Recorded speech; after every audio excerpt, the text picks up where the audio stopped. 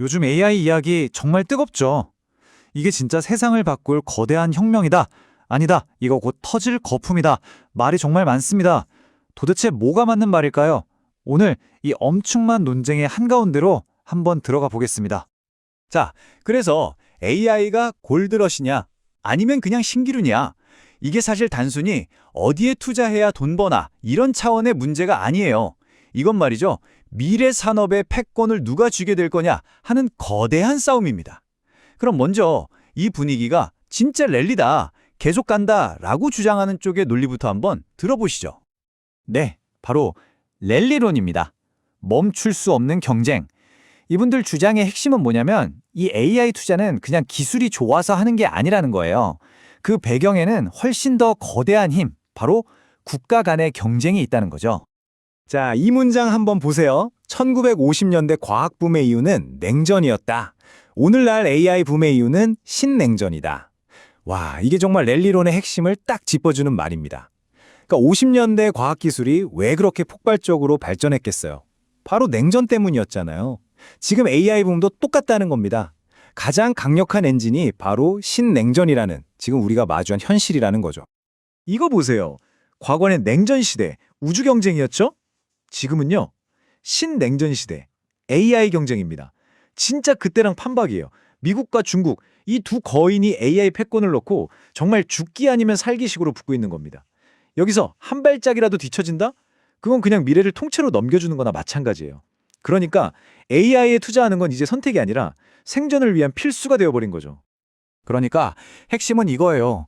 소련이 왜 냉전에서 졌죠? 바로 컴퓨팅 파워에서 밀렸기 때문입니다. 중국이 이걸 모를 리가 없죠? 지금 팔란티어나 안두레 같은 회사들이 국방용 AI 만드는 것만 봐도 알 수 있잖아요. 이건 이제 국가 안보가 걸린 문제입니다. 그래서 미국이든 중국이든 과잉 투자를 걱정하는 것보다 뒤처지는 거 훨씬 더 두려워하는 거예요. 내가 멈추면 상대가 치고 나가는 완전 제로섬 게임이죠. 그러니 이 경쟁의 엔진은 꺼질 수가 없다. 이게 바로 랠리론의 심장입니다. 자, 그런데 이렇게 장밋빛 전망만 있는 건 아닙니다. 이 엄청난 투자 열풍 뒤편에는 아주 불안한 그림자가 어른거리고 있거든요. 바로 버블론입니다.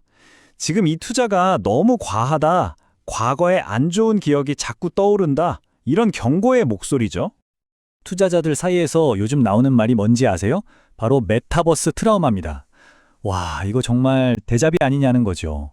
기억나시죠? 수십억, 수백억 달러를 쏟아부었는데 결국 남은 게 거의 없잖아요. 신기루처럼 사라져버린 그 메타버스의 악몽이 스멀스멀 피어오르는 겁니다. 그러면서 날카로운 질문을 던지는 거죠.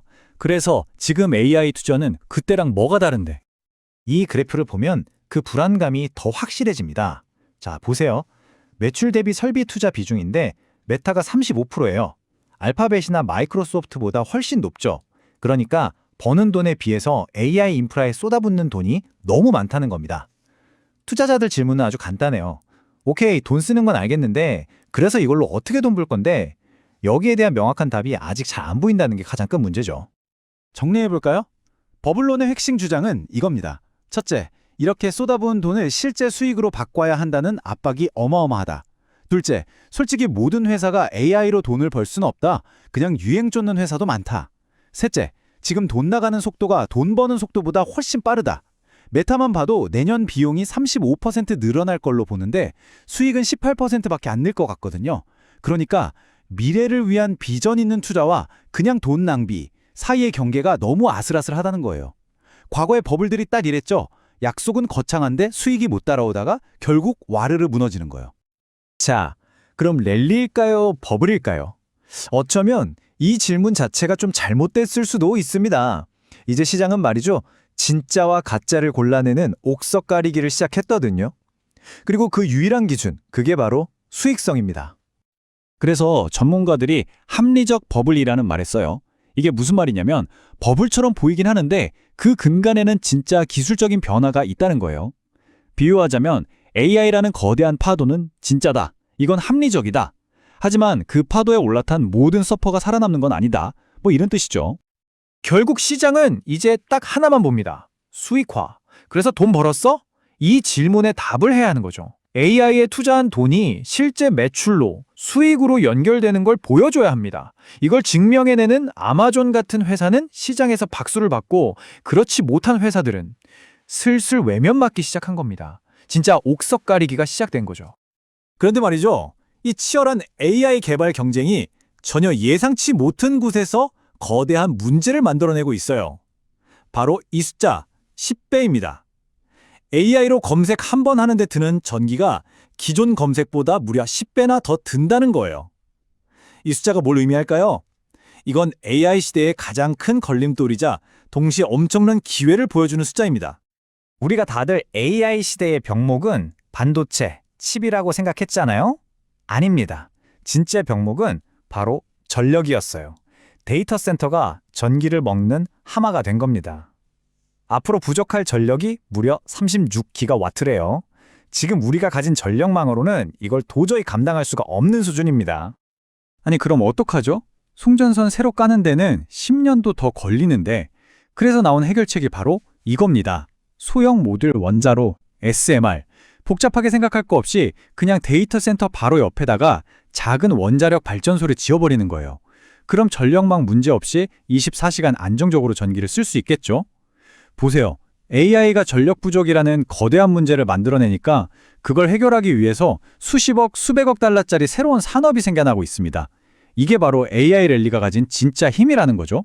스스로 문제를 만들고 그 문제를 푸는 새로운 시장까지 만들어내는 겁니다. 자, 그럼 결론입니다. 이 복잡한 그림을 우리는 어떻게 봐야 할까요? 버블이 터질까봐 걱정만 하고 있어야 할까요? 아니면 이 혁명의 파도에 과감하게 올라타야 할까요? 아마 가장 현실적인 미래는 이 둘의 조합일 겁니다. 왼쪽에 닷컴 버블을 보세요. 수많은 회사들이 정말 화려하게 망했죠. 하지만 오른쪽의 자동차 혁명을 보면요. 자동차라는 기술 자체는 우리 사회를 완전히 그리고 영원히 바꿔놨습니다. AI도 비슷할 거라는 거예요. 닷컴 버블 때처럼 수많은 AI 회사들이 사라질 수는 있겠지만 AI라는 기술 혁명 그 자체는 이제 되돌릴 수 없는 거대한 흐름이 됐다는 거죠. 그러니까 우리가 기억해야 할 핵심은 세 가지입니다. 첫째, 미국과 중국의 경쟁이 불을 붙인 이 AI 군비 경쟁은 절대 멈추지 않는다. 둘째, 결국 수익을 내는 력. 이걸 증명하는 회사만이 승자가 될 것이다. 그리고 마지막으로 AI 붐이 만들어낸 전력 부족 같은 거대한 문제들이 오히려 다음 세대에 엄청난 투자 기회를 만들고 있다. 이겁니다. 개별 회사의 주가는 흔들릴 수 있어도 기술의 전진은 계속된다는 거죠. 결국 일부 회사를 둘러싼 버블이 터지던 전체적인 랠리가 계속되던 한 가지는 확실합니다. AI 혁명은 계속된다는 것.